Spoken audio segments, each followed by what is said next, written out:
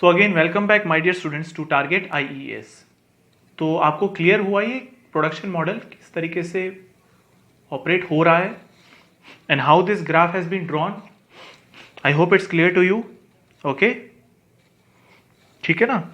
Now my dear, यहां पर ordering के बजाय आप लोग ज्यादातर देखेंगे सेटअप कॉस्ट, क्योंकि देखिए अगेन इस पीरियड से इस पीरियड के लिए हमने प्रोडक्शन किया, right. Now we have stop for a while, stop कर दिया, अब हमने वेट करा भाई अब कंजम्पशन होने दो, ठीक है।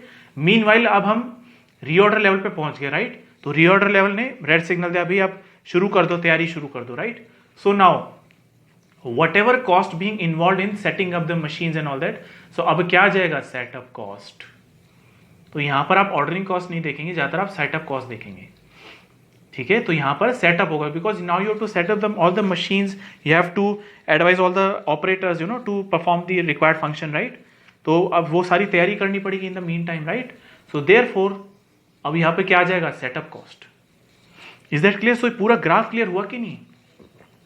This model is similar to first model EOQ. The only difference is that the inventory buildup is gradual rather than instantaneous. It is instantaneous. Spelling गलत है, instantaneous. Instantaneous नहीं है, मतलब पहले क्या हो रहा था, there was a sudden increase in the inventory, sudden replenishment हो रहा था, so infinite rate of replenishment. But in this case, it is gradual. It is with time. अगर हमने टाइम के साथ अचीव किया मैक्सिमम इन्वेंट्री, ध्यान रखिएगा ये मैक्सिमम इन्वेंट्री लेवल नहीं है, ये वो कंडीशन है जब हम सपोज सिर्फ प्रोडक्शन कर रहे होते when there was no consumption taking place. So there was, this is Q, ध्यान रखने का। इस बार ये क्यू एक्स है, तो क्यू है, sorry simple Q. Is that clear? ठीक है। तो अब जो है हमारा मैक्सिमम इन्वेंट्री लेवल क्या होगा, देखिए अगर कुछ ऑर्डर नहीं कर रहे, सपोज अगर हम आइडियली बात करें कुछ कंजम, हम क्या करते हैं शुरू में मान लेते हैं देखिए कुछ कंजम्पशन नहीं हो रहा है, तो हम जो बेसिकली ईओक्यू निकलेगा ना, सो that will basically what, EOQ. समझिए ये ईओक्यू निकलेगा हमारा, ठीक है, ये हमारा ईओक्यू निकलेगा। फिर से बोल रहा हूं ये हमारा ईओक्यू निकलेगा, that is Q star once again. क्योंकि क्यू स्टार तब है जब हम ये मानते हैं कोई डिमांड नहीं, मतलब कोई अभी वो नहीं हो रहा, मतलब कंजम्पशन नहीं हो रहा है इनिशियली। सो देयरफॉर हम क्या करते हैं, ईओक्यू हम निकालते हैं बेसिकली इसके रिस्पेक्ट में, and that is the maximum inventory level achieved, that is not EOQ. फिर से समझिए ये ईओक्यू नहीं है, ये सिर्फ हमारे मैक्सिमम इन्वेंट्री लेवल है by the time we have finished the production, that's it. And that is what, that is the EOQ, that is the maximum possible inventory. लेकिन ये क्या होगा, क्योंकि कंजम्पशन भी स्टार्ट हो जाएगा, तो ये ना अचीव होके हमारा फाइनल इन्वेंट्री जो है by the time we end the production ये बचेगा। So therefore it is the maximum inventory level, this is the maximum inventory level, not this, this is what, EOQ. फिर मैं बोल रहा हूं ये क्या है, ईओक्यू है। समझ आया कि नहीं? ओके, हम लोग क्वेश्चंस और करेंगे ना तो आपको क्लियर हो जाएगा। तो पी क्या है, प्रोडक्शन और बिल्डअप रेट, इसको बिल्डअप रेट भी बोलते हैं। डी के डिमांड या फिर कंजम्पशन रेट। टीपी क्या है, प्रोडक्शन टाइम या फिर manufacturing cycle time. Okay, manufacturing cycle time, क्यों, क्योंकि ये रिपीट होता रहेगा विथ एवरी साइकिल, ये भी टीपी रहेगा, उससे आगे जाएंगे तो उतना ही टीपी रहेगा, right. And this remaining time will be T, capital T minus TP, isn't it? Okay, is that clear? Okay, चलिए आगे बढ़ते हैं। अब हम लोग इसका भी कुछ मैथमेटिक्स देख लेते हैं, राइट। इसके में भी मैथमेटिक्स देख लेते हैं। इसका ईओक्यू फॉर्मूला क्या आएगा, ईओक्यू के फॉर्मूले में कितना चेंज आएगा, वो सब हम लोग देखते हैं ना। We will see the variation in the EOQ formula. Is that clear? So now let us do it. चलिए, I will require plain paper, so here it is. ये देखिए again considering the same graph, या फिर चलिए मैं graph बना देता हूँ, इट्स ओके, ग्राफ ड्रॉ कर देता हूँ मैं दोबारा से। सो ग्राफ कुछ इस तरीके का था।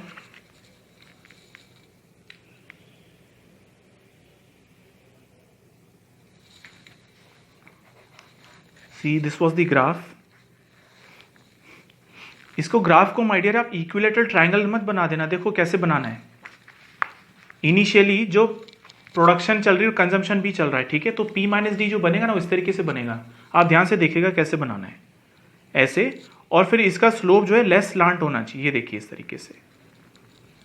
ठीक है, तो P minus D in fact should be greater than D. वापस बोल रहा हूं, P माइनस डी का slope in fact should be greater than this D, है ना। इसको इक्विलैटरल मत बना देना, इस तरीके से मत बना देना, ठीक है। तो P माइनस डी और ये कंजम्पशन रेट, फिर बना रहा हूं, एक साइकिल कंप्लीट,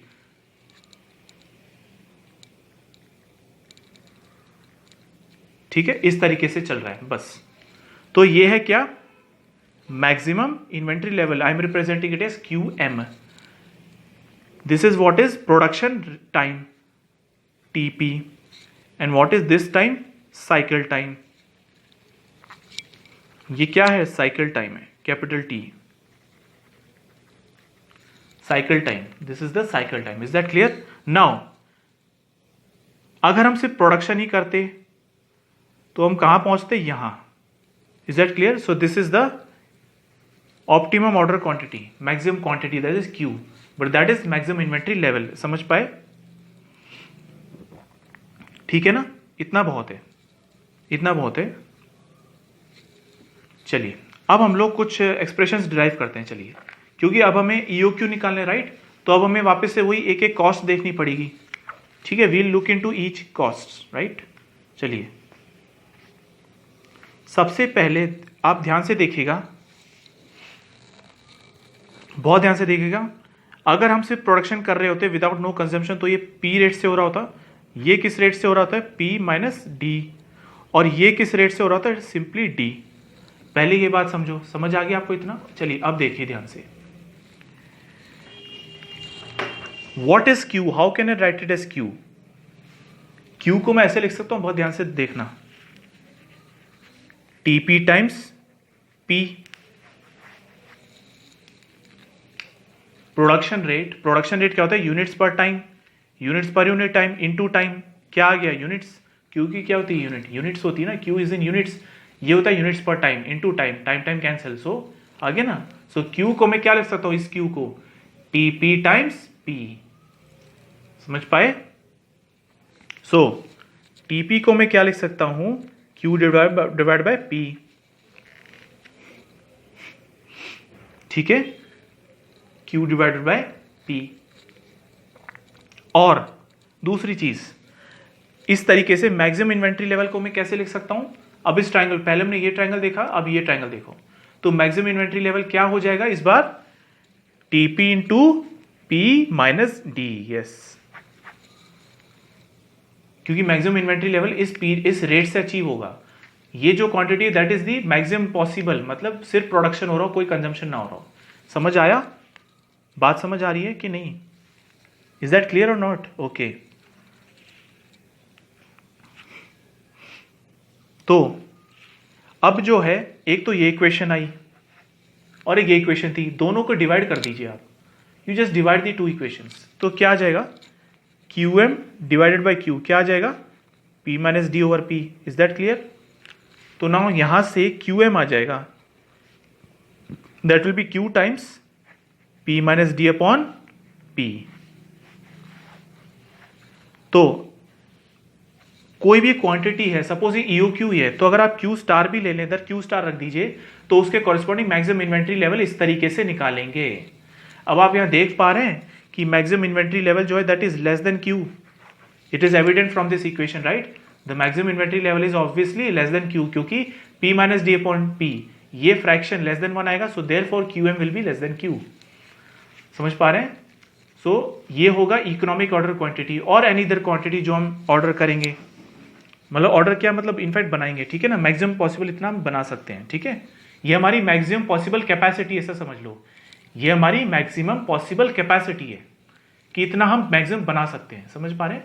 और ये है हमारी मैक्सिमम इन्वेंट्री लेवल जो अचीव होगी by the time we manufacture, by the time we end manufacturing, right, ये चीज है। समझ पा रहे हैं? चलिए अब हम लोग एक कॉस्ट देखते जाते हैं। अब देखिए मैंने आपको क्योंकि बताया, अब यहाँ पे ऑर्डर कॉस्ट का रोल नहीं है, यहाँ पर सेटअप कॉस्ट का रोल है, because we have to setup the machines and other equipments, we have to advise to the operators etcetera, so therefore all the cost will be incurred in it. So therefore now बात कर लेते हैं setup cost की। तो setup cost parallelly चलता है ordering cost के, मतलब क्या, setup cost per order into number of orders, right. So again इसका फॉर्मूला सेम ही चलता है, दैट इज डी डिमांड जितनी I upon quantity, maximum quantity that could be produce. ध्यान रखिएगा, maximum quantity to produce, QM नहीं, maximum quantity to be produce which can be produced at maximum possible rate, मतलब जो P होगा। So that will be D by Q times C S. Is that clear? So D by Q times C S, so that is what is known as setup cost. देखिए ordering cost के बिल्कुल parallel चल रहा है। Okay, now अब देखते हैं holding cost, इसको थोड़ा ढंग से समझिएगा। अब देखते हैं होल्डिंग कॉस्ट, वापस समझिए। देखिए हमने सेटअप क्या करा था, प्रोडक्शन करने के लिए, तो हम मैक्सिमम रेट से प्रोडक्शन करेंगे ना, हम ये मान के करेंगे कि हमारे पास कोई कंजम्पशन ही नहीं हो रहा है, तो we will produce at the rate P, क्योंकि वही हमारी मैक्सिमम पॉसिबिलिटी रेट है ना, मैक्सिमम प्रोडक्शन रेट है। सो देयरफॉर सेटअप कॉस्ट के अंदर क्या आएगा, डी बाई क्यू आएगा, क्यू। अब होल्डिंग कॉस्ट समझना, होल्डिंग कॉस्ट क्या होता है, C H times average level inventory, right. Is that clear? C H times average level inventory, तो सी एच क्या होगा, C H into Q by two होगा क्या? नहीं, आपके क्यू बाई टू नहीं होगा। माय डियर स्टूडेंट्स, अब ध्यान से सुनिए, एवरेज लेवल इन्वेंट्री कहा है मैंने, तो अब ध्यान से देखिएगा, आपका इन्वेंट्री शुरू हुआ जीरो से लेके मैक्सिमम कहां तक अभी अचीव हो रहा है, क्यू एम, नॉट क्यू। ये तो क्यू वो क्वांटिटी जो हम मैक्सिमम पॉसिबल प्रोड्यूस कर सकते हैं, ठीक है, तो इसीलिए वो सेटअप कॉस्ट के अंदर आया क्यू। बट होल्डिंग कॉस्ट के अंदर क्या आएगा, क्यू एम बाई टू। ध्यान से क्यू एम बाई टू आएगा दिस टाइम, समझ पाए, क्योंकि हमारे पास जो मैक्सिमम इन्वेंट्री रहेगी वो क्यू एम रहेगी। So therefore average would be what, Q M by two, not Q by two this time. Okay, so therefore put the value of Q M from here, ये दिख रहा है आपको, Q M की value इसके term में पुट कर दीजिए, तो सी एच इंटू क्यू क्या आएगा, P minus D over P by two. Is that clear और नॉट, कि यहां पर क्यू एम बाय टू क्यों आया, यहां पर क्यू क्यों आया? अरे बताइए, क्लियर है कि नहीं? Is that clear? So my dear, हमारे पास सेटअप कॉस्ट आ चुका है, हमारे पास में होल्डिंग कॉस्ट आ चुका है वापस से, ठीक है। और टोटल कॉस्ट क्या होता है, total cost will be D into what, C plus setup cost D by Q into C S plus holding cost C H into what, Q by two times P minus D over P. Expression काफी हद तक same है, बस यहां पर एक extra term ये multiply हो रहा है, P minus D upon P, देख रहे हैं, समझ पाए? चलिए again, for EOQ, economic order quantity, differentiation of total cost with respect to quantity should be what, zero. Is that clear? तो चलिए डिफरेंशिएट कर रहे हैं और इसको जीरो पुट करेंगे, तो क्या आ जाएगा, डी इंटू सी का डिफरेंशिएशन तो जीरो आ जाएगा वापस, zero plus minus D over Q square times C S plus, अब देखिए C H two P minus D upon P, ये तो सब कांस्टेंट है ना, तो C H over two times P minus D over P, ठीक है, क्यू का तो डिफरेंशिएशन वन ही हो जाएगा, तो ये आ जाएगा differentiation. Is that clear? And put it equal to zero, तो अब क्या आ जाएगा यहां से, ये क्यू टू स्क्वायर होगा, है ना, स्क्वायर, ठीक है, तो क्या आ जाएगा यहां से, D over Q two square, sorry Q नहीं मतलब Q square times C S will be equal to C H over two P minus D upon P. Is it clear और नॉट? समझ में आया? तो अब यहां से एक्सप्रेशन क्या आ रहा है, टर्म्स रीअरेंज करिए और देखिए क्या आंसर आ रहा है। देखिए आंसर यह आना चाहिए, क्यू स्टार, देखिएगा क्यू स्टार क्या आ रहा है, इसको देखना, क्यू स्टार क्या आ जाएगा, on rearranging the terms and taking square root, क्योंकि क्यू स्क्वायर है ना, तो स्क्वायर रूट भी जाएगा, so under root two D C S divide by C H times एक टर्म और एक्स्ट्रा आएगी, P minus D upon P. So again this is the economic order quantity in this case.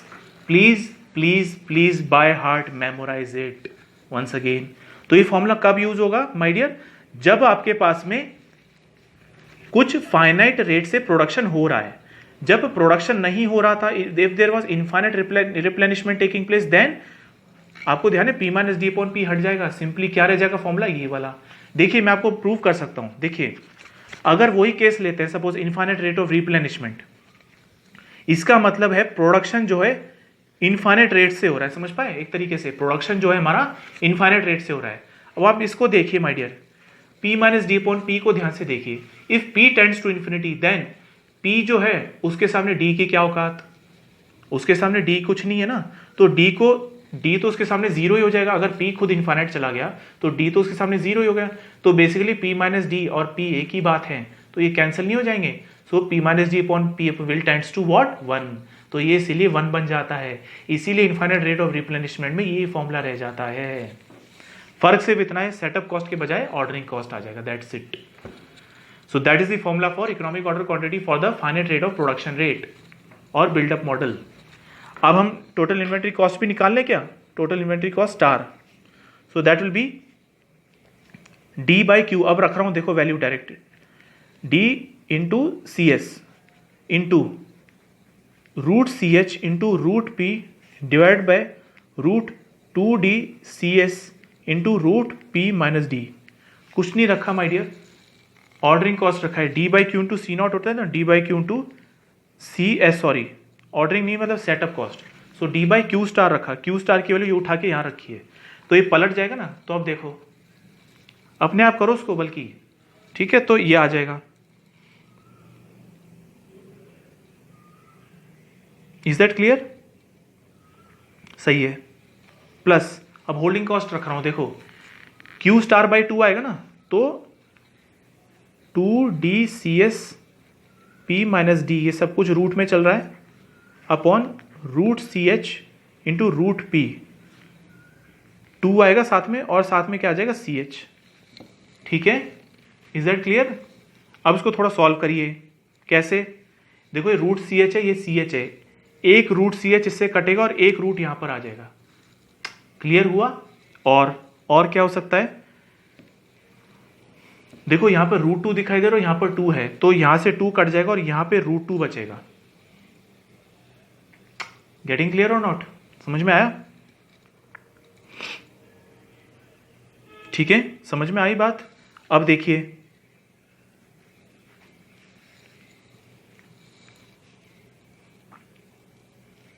तो ये कितना आ जाएगा, इसको थोड़ा सॉल्व करना पड़ेगा आपको, इसको जब आप सॉल्व करेंगे ना, देखो इसको और सॉल्व करते हैं, तो देखो root D into C S और ऊपर दिख रहा है T D into C S, right, तो डी सी एस कट जाएगा और यहां पर रूट आ जाएगा, ठीक है, इज दैट क्लियर, क्लियर और नॉट यार, समझ ही नहीं पा रहे हैं, सॉरी यार, यहां पर P over P minus D आएगा, ओके ओके, यहां पर P over P minus D आएगा, अब ठीक है, here it is P over P minus D, I am sorry, देखो इसको क्रॉस मल्टीप्लाई करके करेंगे ना तो उसको P over P minus D आएगा, P over P minus D, अब ठीक है, P upon P minus D,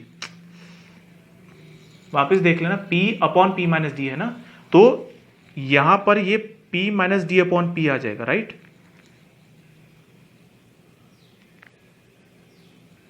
ठीक है, और इधर P over P minus D आ जाएगा,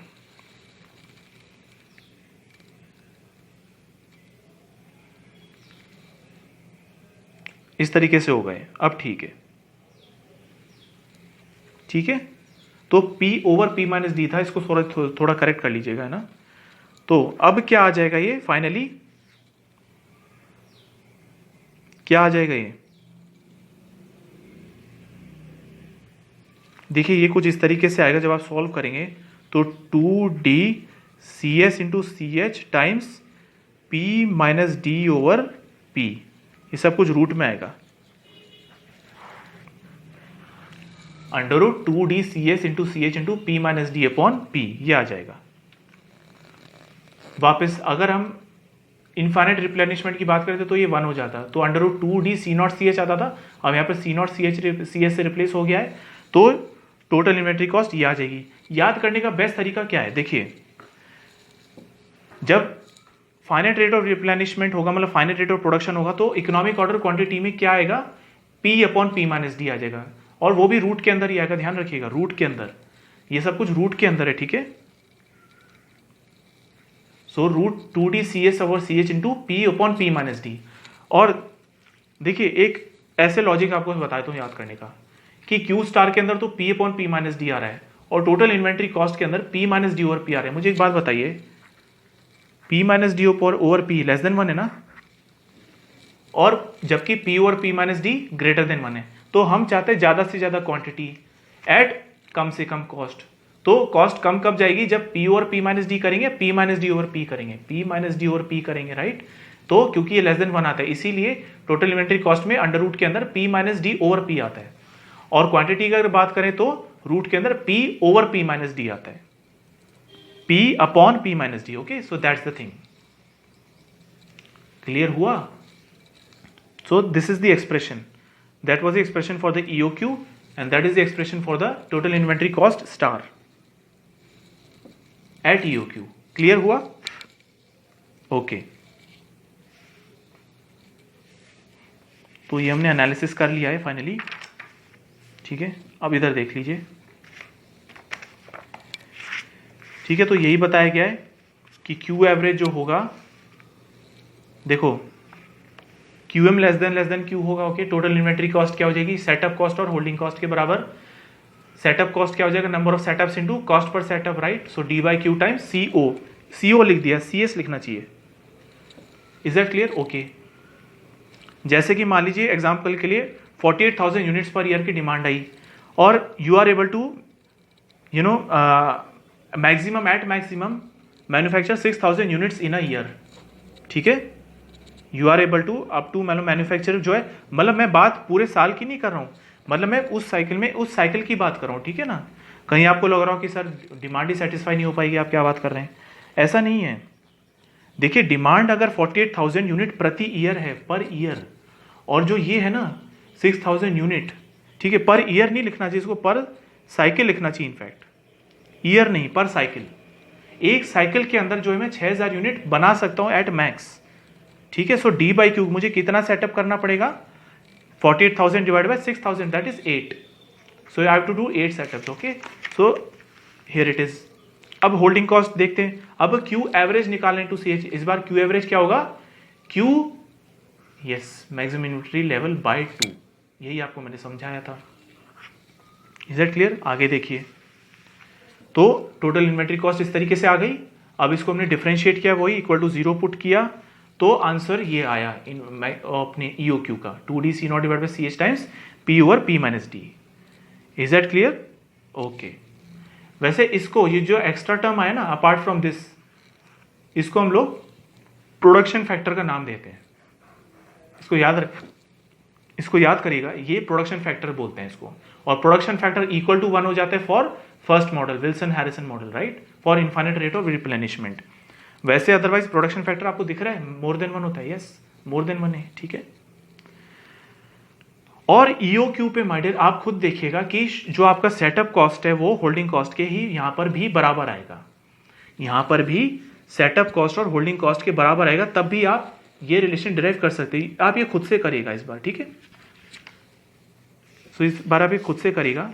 तो अब टोटल इन्वेंट्री कॉस्ट क्या आ रही है, सो 2D C0 into CH time, this time P minus D over P, और मैंने आपको याद करने का तरीका बता दिया, ठीक है। इसको मैं जानबूझ के सेपरेट करके लिख रखा है ये बताने के लिए कि एक्स्ट्रा फैक्टर ये आ रहा है, ठीक है। तो अब ये क्या होगा, less than 1, right, it will be less than 1। Is it okay? Fine, चलिए तो अब इसी बात पे क्वेश्चन हो जाए। सो फाइनली हमने कंसेप्ट समझ लिया, अब इसको अप्लाई भी करते हैं ना, through some question, through with question. क्या बोल रहा है, a company uses 12,000 units of component X in a year, ठीक है। तो कंपनी को क्या रिक्वायरमेंट है, कितनी रिक्वायरमेंट, 12,000 यूनिट की in a year. So it is what, D, समझ में आ गया। Component X is made in 30 batches of 400 units on a machine. वापस समझिए, कंपोनेंट एक्स जो है वो 30 बैच में बन रहा है और हर एक बैच में 400 यूनिट बन रहे हैं, तभी तो 12,000 का आएगा, समझ पाए। देखो 30 बैच में हम बैच प्रोडक्शन कर रहे हैं, हर एक बैच के अंदर 400 यूनिट, ठीक है, हर एक बैच के अंदर 400 यूनिट हम बना रहे हैं, तो इसलिए 400 इंटू 30 आ गया ना 12,000। ऑन अ मशीन, एक मशीन के अंदर हम 30 बैच बना रहे हैं और 400 units, that makes 8 units per hour. वो खुद कितना बना रहे हैं? 8 यूनिट्स पर आवर, ठीक है। Now the company operates for 2000 hours in a year. Company का खुद का जो टाइम है वो that is 2000 hours in a year, and its cost is ₹60 to setup the machine. तो सेटअप कॉस्ट आपको दे रखा है। Find out whether the existing production plan is optimum और नॉट, और अगर नहीं, and if not, you have to suggest a new plan. Is that clear? Okay. Now, also you have to find out the amount of saving possible with the new plan. You have to find out the saving, amount of saving है जो कि अगर देखिए पहले तो आपको निकालना है कि existing जो production system है is it optimum or not, and if it is not then you have to suggest a new plan. और वो new plan क्या होगा? इस तरीके से जिस तरीके से आपकी total cost minimum आ जाए. So now you have to find out the amount of saving possible with the new plan. उससे कितना saving हो जाएगा, ठीक है। मतलब कुल मिला के आपको इस तरीके से यू क्यू वगैरह निकालना होगा, तो उसके कॉरस्पॉन्डिंग वही आपको डिफरेंट अमाउंट पे कॉस्ट चेक करनी है। Also you have to determine the production cycle time, ठीक है। प्रोडक्शन साइकिल टाइम क्या था? ध्यान है, प्रोडक्शन साइकिल टाइम टीपी, ध्यान है। सो टीपी निकालना है, मैक्सिमम इन्वेंट्री लेवल क्यूएम निकालना है, and cycle time that is a total cycle time, capital T, right, corresponding to that optimum condition. ये निकालना है आपको। समझ आया प्रॉब्लम की नहीं? Okay, so for the time being my dear I will discuss this problem in the next video. तो फिलहाल इसको मैं आपको आपके ऊपर छोड़ता हूँ, आप इसको थोड़ा देखिए, अटेम्प्ट कीजिए। So in the next video I will discuss this problem, right. So thank you so much my dear friends, thank you.